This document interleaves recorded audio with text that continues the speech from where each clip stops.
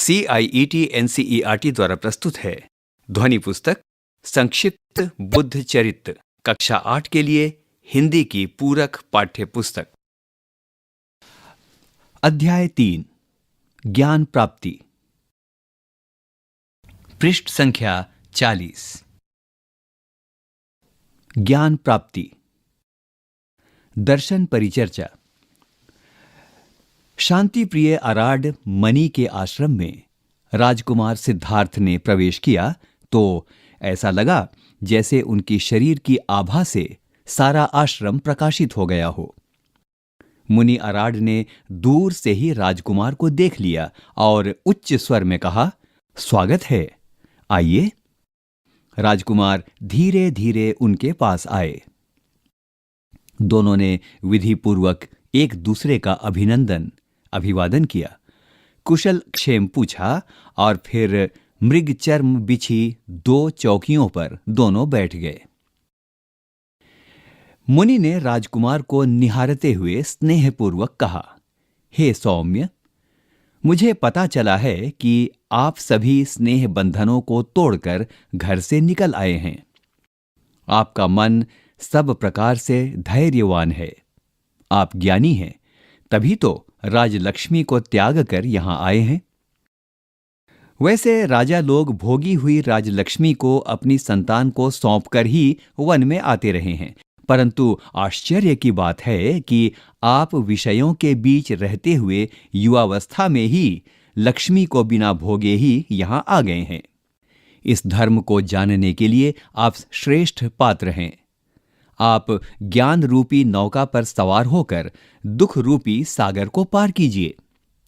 यद्यपि शिष्य को अच्छी तरह जानकर ही उचित समय पर शास्त्र ज्ञान दिया जाता है, परंतु आपकी गंभीरता और संकल्प को देखकर मैं आपकी परीक्षा नहीं लूंगा। अराड मुनि के ये शब्द सुनकर कुमार परिव्राजक अत्यंत प्रसन्न हुए। वे बोले, आप जैसे विरक्त की यह अनुकूलता देखकर मैं कृतार्थ हो गया हूं। जैसे देखने की इच्छा वाला प्रकाश को, यात्रा की इच्छा वाला पथ प्रदर्शक को और नदी पार जाने की इच्छा वाला नौका को देखता है, वैसे ही मैं आपको देख रहा हूं। यदि आप उचित समझें तो मुझे जरा और मृत्यु के रोग से मुक्त होने का उपाय बताइए। अराड मुनि ने कुमार से कहा, हे श्रोताओं में श्रेष्ठ, पहले आप हमारा सिद्धांत सुनिए और समझिए कि यह संसार जीवन और मृत्यु के चक्र के रूप में चलता रहता है। पृष्ठ संख्या 41। हे मोह मुक्त, आलस्य अंधकार है, जन्म मृत्यु मोह है, काम महामोह है और क्रोध तथा विषाद भी अंधकार है। इन्हीं पांचों को अविद्या कहते हैं और इन्हीं में फंसकर व्यक्ति पुनः पुनः जन्म और मृत्यु के चक्र में पड़ता है। इस प्रकार आत्मा तत्व ज्ञान प्राप्त कर आवागमन से मुक्त होती है और अक्षय पद अमरत्व को प्राप्त करता है। अराड मुनि से यह तत्व ज्ञान प्राप्त करने के पश्चात कुमार ने अक्षय पद प्राप्त करने के उपाय पूछे। तब उन्होंने अनेक उपाय बताए और अंत में कहा, यदि आप संतुष्ट हों और उचित समझें तो इनका अनुपालन कीजिए, क्योंकि इन्हीं सिद्धांत का अनुसरण करके प्राचीन काल में अनेक ऋषि मुनियों ने मोक्ष प्राप्त किया है। अराड मुनि के प्रवचन सुनकर कुमार ने कहा, हे मुनि, मैंने आपसे उत्तरोत्तर कल्याणकारी मार्ग सुना, किंतु मैं इसे मोक्ष नहीं मान सकता। आत्मा के अस्तित्व को मानने पर अहंकार के अस्तित्व को भी मानना पड़ता है। मुझे आपकी ये बातें स्वीकार नहीं हैं। अराड मुनि के सिद्धांतों को सुनने के बाद भी कुमार को संतोष नहीं हुआ, अतः यह धर्म अधूरा है ऐसा मानकर वे उस आश्रम से निकल गए और अपने लक्ष्य की खोज में आगे बढ़ गए। अराड मुनि के आश्रम से निकलकर कुमार उद्रक ऋषि के आश्रम में आए। वहां भी आत्मा की सत्ता के विचार जानकर उन्हें संतोष नहीं हुआ, अतः परम पद पाने की इच्छा से उन्होंने उद्रक ऋषि का आश्रम भी छोड़ दिया और धीरे धीरे वे राजश्री गय के नगरी नामक आश्रम में गए। कुछ समय के बाद बोधिसत्व कुमार को एकांत विहार की इच्छा हुई, इसलिए उन्होंने नए रंजना नदी के तट पर निवास किया। वहां उन्होंने 5 भिक्षुओं को देखा जिन्होंने अपनी इंद्रियों को वश में कर लिया था और वहीं रहकर तपस्या कर रहे थे। उन भिक्षुओं ने जब इस नवागत साधु को देखा तो वे उनके निकट आए और उनकी सेवा करने लगे। कुछ समय के बाद जन्म और मृत्यु का अंत करने के उपाय के रूप में बोधिसत्व ने निराहार रहकर कठोर तप प्रारंभ किया। वहां उन्होंने 6 वर्षों तक कठोर तप किया और अनेक उपवास व्रत किए। कठोर तपस्या के कारण वे कृशकाय हो गए। वे भोजन के रूप में कभी एक बेर, कभी एक तिल, कभी एक तंडुल यानी चावल का सेवन करते थे। इस कठोर तपस्या के कारण जैसे जैसे उनका शरीर कृश होता जाता था, उनके मुखमंडल का तेज बढ़ता जाता था। मेदा, मांस और रक्त से रहित और मात्र त्वचा और अस्थि वाला उनका शरीर फिर भी समुद्र के समान भरा भरा सा लगता था। पृष्ठ संख्या 42। कुछ समय के बाद उन्हें ऐसा लगने लगा कि इस प्रकार की कठोर तपस्या से व्यर्थ ही शरीर को कष्ट होता है। यह तापस धर्म न वैराग्य दे पाता है, न बोध, न मुक्ति। उन्हें ऐसी अनुभूति भी हुई कि दुर्बल व्यक्ति को मोक्ष नहीं मिल सकता। अतः वे शरीर बल वृद्धि के विषय में विचार करने लगे। उन्होंने सोचा, भूख, प्यास और श्रम से अस्वस्थ मन के द्वारा मोक्ष भला कैसे प्राप्त हो सकता है। उन्हें लगा कि आहार तृप्ति से ही मानसिक शक्ति मिलती है।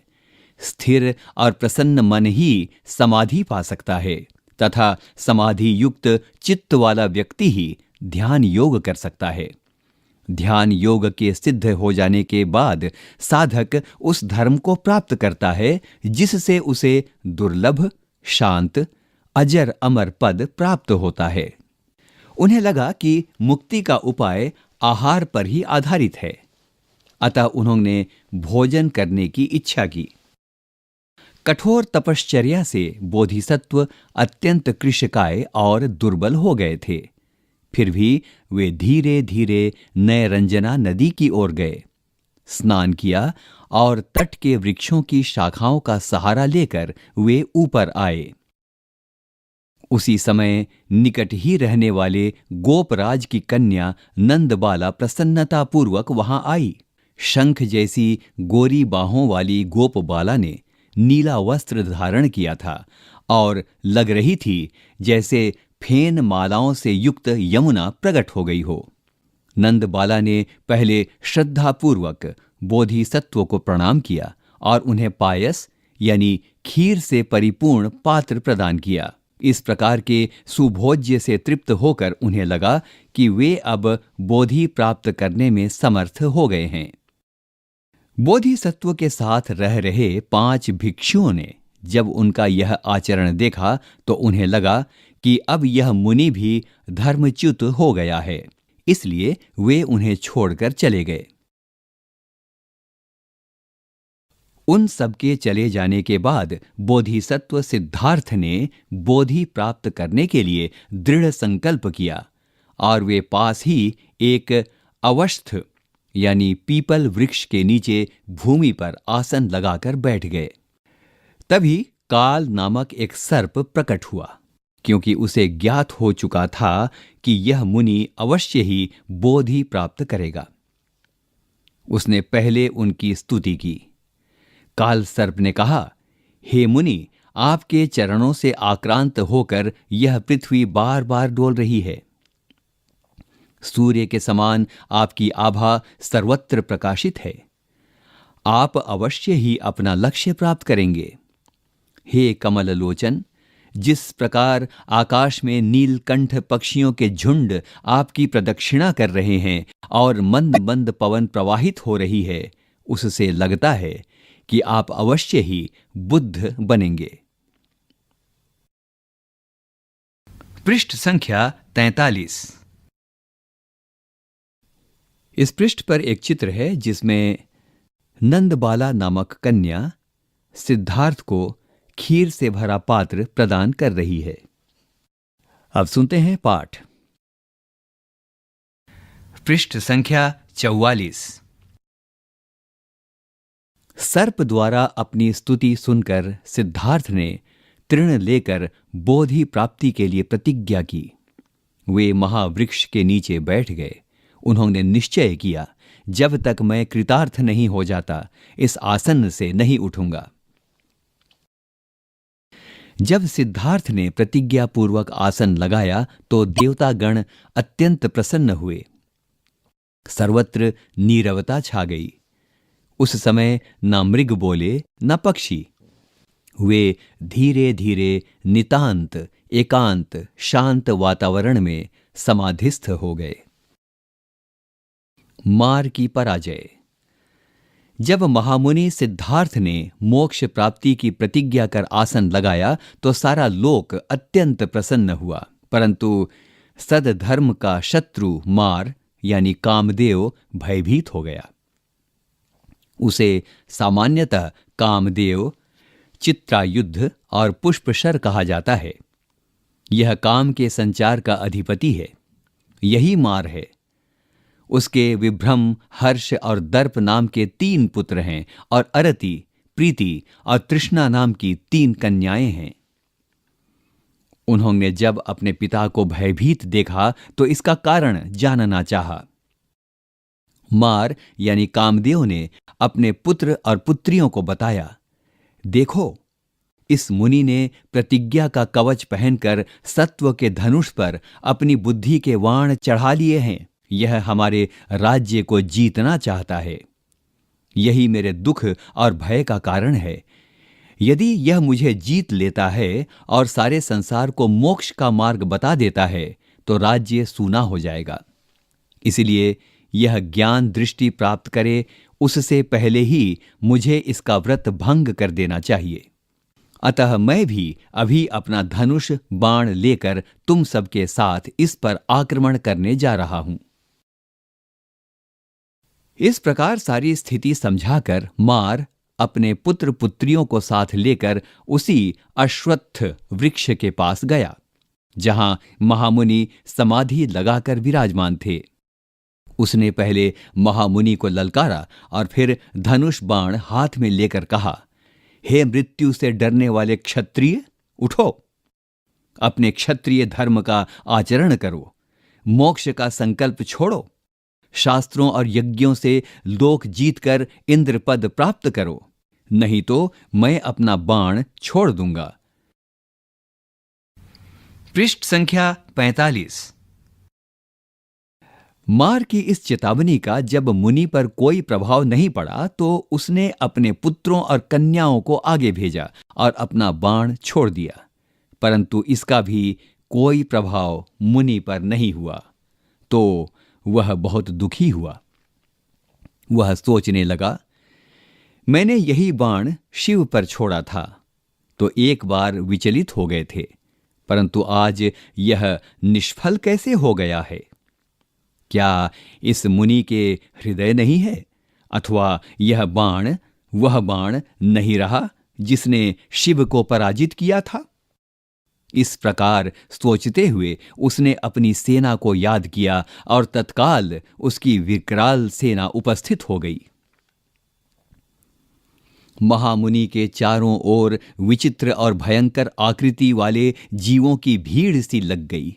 वे विविध प्रकार की रूप सज्जा धारण किए हुए थे। उनमें से कुछ त्रिशूल घुमा घुमा कर नाच रहे थे, कुछ गदा हाथ में लिए इधर उधर कूद रहे थे और सांड की तरह हुंकार रहे थे। रात्रि के प्रारंभ में ही शाक्य मुनि और मार के बीच होने वाले युद्ध के कारण सारा आकाश मलिन हो गया, पृथ्वी कांपने लगी और दिशाएं जलने लगीं। उस समय भयंकर झंझावात प्रवाहित होने लगा। आकाश में उस समय ना तारे थे और ना चंद्रमा था। चारों ओर घनघोर अंधकार छा गया। इन सब के बीच शाक्य मुनि उसी प्रकार स्थिर चित्त बैठे रहे, जिस प्रकार गायों के बीच में सिंह निश्चिंत भाव से बैठा रहता है। मार ने तब अपनी सेना को आक्रमण करने का आदेश दिया और कहा कि महर्षि को भयभीत करो, जिससे इसका ध्यान भंग हो जाए। आज्ञानुसार सभी महामुनि को डराने लगे, किंतु जैसे खेल में उत्तेजित बालकों को न व्यथा होती है न उद्वेग, वैसे ही महर्षि इन सब के भयंकर रूपों और क्रियाकलापों से न व्यथित हुए और न ही उत्तेजित। जब मार के किसी सैनिक ने अपनी आंखें तरेर कर महामुनि पर गदा से प्रहार किया तो उसका गदा सहित हाथ ही जकड़ कर रह गया। किसी ने शिला और किसी ने वृक्ष उठाकर उन पर प्रहार करना चाहा तो स्वयं ही गिर गए। किसी ने उन पर अंगारों की वर्षा की तो मुनि के मैत्री भाव के कारण वे लाल कमलों की पंखुड़ियां बनकर बरसने लगे। शाक्य मुनि अपने आसन से जरा भी विचलित नहीं हुए। इस भयंकर वातावरण से वन के पशु पक्षी आर्तनाद करने लगे। सभी भयभीत हो गए, किंतु सिद्धार्थ मार की सेना से भयभीत नहीं हुए। इस पर मार को बहुत दुख हुआ और उसे बहुत क्रोध भी आया। तभी किसी अदृश्य जीव ने आकाश से प्रकट होकर मार से कहा, तुम व्यर्थ ही क्यों परिश्रम कर रहे हो? जैसे सुमेरु पर्वत को हवा हिला नहीं सकती, वैसे ही तुम और तुम्हारे भूतगण इस महामुनि को विचलित नहीं कर सकते। चाहे अग्नि अपनी उष्णता छोड़ दे, चाहे जल अपना द्रवत्व त्याग दे, चाहे पृथ्वी अपनी कक्षा छोड़ दे, लेकिन अपने पूर्व जनों के पुण्य प्रताप से यह मुनि अपना नहीं निश्चय छोड़ेगा। यह मुनि शारीरिक और मानसिक रोगों से पीड़ित सारे जगत का महावैद्य है। तुम इसके कार्य में विघ्न न डालो। पृष्ठ संख्या 46। उस अदृश्य जीव ने आगे कहा, देखो, क्षमा रूपी जटा, धैर्य रूपी दृढ़ मूल, चरित्र रूपी पुष्प, बुद्धि रूपी शाखा और धर्म रूपी फल देने वाला यह वृक्ष उखाड़ने योग्य नहीं है। बोधि प्राप्ति के लिए जो कार्य पहले इन्होंने किए हैं, उनकी सिद्धि का समय अब आ गया है। यह स्थान भी वही है जहां प्राचीन काल में अनेक मुनियों ने साधना की है। यह स्थान भूतल की नाभि है। ऐसी श्रेष्ठ भूमि पृथ्वी पर अन्यत्र नहीं है जो इस महामुनि की समाधि के वेग को सह सके।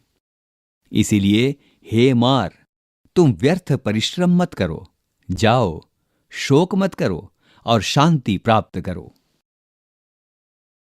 अपने सभी प्रयत्नों को विफल होते देखकर और इस अदृश्य जीव की ये बातें सुनकर मार अत्यंत खिन्न हुआ और वहां से शीघ्र भाग गया। जैसे अपने सेनानायक के मारे जाने पर सैनिक भाग जाते हैं, वैसे ही मार के जाने के बाद उसके सारे भूतगण भाग गए और मार पर महर्षि की विजय हो गई। मार पर महर्षि की विजय होते ही सारा आकाश चंद्रमा से सुशोभित हो गया। सुगंधित जल सहित पुष्पों की वर्षा होने लगी। दिशाएं निर्मल हो गई। बुद्धत्व प्राप्ति। मार और मार की सेना को धैर्य से पराजित करके शाक्य मुनि ने परम तत्वों को जानने की इच्छा से ध्यान लगाया। ध्यान की समस्त विधियों पर पूरा अधिकार प्राप्त करने के बाद रात्रि के प्रथम प्रहर में उन्होंने अपने पूर्व जन्मों की परंपरा का स्मरण किया। मैं कहां कब कब अवतीर्ण हुआ हूं। इस प्रकार उन्होंने सहस्त्रों जन्मों का प्रत्यक्ष स्मरण किया। अपने उन अवतारों में उन्होंने जो दया कर्म किए थे और जिस प्रकार मृत्यु प्राप्त की थी, उन सब का प्रत्यास्मरण किया। उन्हें अनुभूति हुई कि यह सारा संसार केले के गर्भ के समान नितांत निस्सार है। द्वितीय प्रहर में उस महामुनि ने दिव्य चक्षु प्राप्त किए।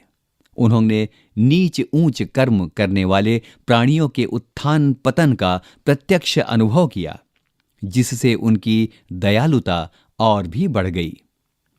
उन्होंने पाप कर्म करने वालों की नारकीय वेदना और पीड़ा का अनुभव कर दुख का साक्षात्कार किया। उन्होंने देखा कि कर्म बंधनों से बंधे हुए प्राणी किस प्रकार दुख भोगते हैं, पर मर नहीं पाते, और जब मरते हैं तो कैसे ये प्राणी निम्न योनियों में पुनः जन्म ग्रहण कर दुख भोगते हैं। पृष्ठ संख्या 47।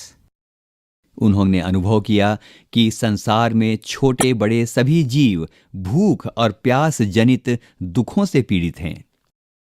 कुछ जीव हैं जो नरक के समान गर्भ नामक सरोवर में गिरकर मनुष्य के रूप में जन्म लेकर दुख भोगते हैं। कुछ जीव हैं जो पुण्य कर्म करके स्वर्ग जाते हैं और वहां काम की ज्वाला में जलते हैं और तृप्त होने से पूर्व ही स्वर्ग से गिर जाते हैं। उन्होंने जन्म, जरा और मृत्यु के कारणों का साक्षात्कार किया। उन्हें लगा जैसे वायु के योग से अग्नि का एक कण भी सारे वन को जला देता है, वैसे ही तृष्णा युक्त काम कर्म रूपी जंगल को जलाता रहता है। उन्होंने ध्यान में समझा कि तृष्णा का मूल कारण वेदना या संवेदना है, जो इंद्रियों, वस्तुओं और मन के संयोग से उत्पन्न होती है। उन्हें बोध हुआ कि अविद्या के नष्ट होने पर ही संस्कार क्षीण होते हैं और परम पद का मार्ग प्रशस्त होता है। उन्हें प्रतीति हुई कि उन्हें अब पूर्ण मार्ग का ज्ञान हो गया है। रात्रि के चतुर्थ प्रहर में जब सारा चराचर जगत शांत था, महाध्यानी मुनि ने अविनाशी पद प्राप्त किया और वे सर्वज्ञ बुद्ध हो गए। जैसे ही शाक्य मुनि बुद्ध हुए, सारी दिशाएं सिद्धों से दीप्त हो गईं और आकाश में दुंदुभी बजने लगी। बिना बादल बरसात होने लगी, मंद मंद पवन प्रवाहित होने लगी, वृक्षों से फल फूल बरसने लगे और स्वर्ग से पुष्प वर्षा होने लगी। चारों ओर धर्म छा गया। इक्ष्वाकु वंश के मुनि ने सिद्धि प्राप्त कर ली और वे बुद्ध हो गए। यह जानकर देवता और ऋषिगण उनके सम्मान के लिए विमानों पर सवार होकर उनके पास आए और अदृश्य रूप में उनकी स्तुति करने लगे। ध्यानावस्थित होकर महात्मा बुद्ध ने जीवन मरण के कार्य कारण संबंधों को भली भांति जान लिया था और मुक्ति प्राप्त कर ली थी। इस मुक्तावस्था में वे 7 दिनों तक बैठे रहे। तभी उन्हें जगत को बोध प्रदान करने की अपनी प्रतिज्ञा का स्मरण हो आया। तभी 2 देवता आए और उन्होंने निवेदन किया, हे भवसागर को प्राप्त करने वाले मुनि, आप इस दुखी जगत का उद्धार कीजिए। जैसे धनी धन बांटता है, वैसे ही आप अपने गुण और ज्ञान को बांटिए। महात्मा बुद्ध ने देवताओं की प्रार्थना स्वीकार की। तभी अन्य दिशाओं से देवता गण आए और उन्होंने महामुनि को भिक्षा पात्र दिया। निकट से जाने वाले एक सार्थवाह के 2 श्रेष्ठियों ने उन्हें भिक्षा प्रदान की। पृष्ठ संख्या 48।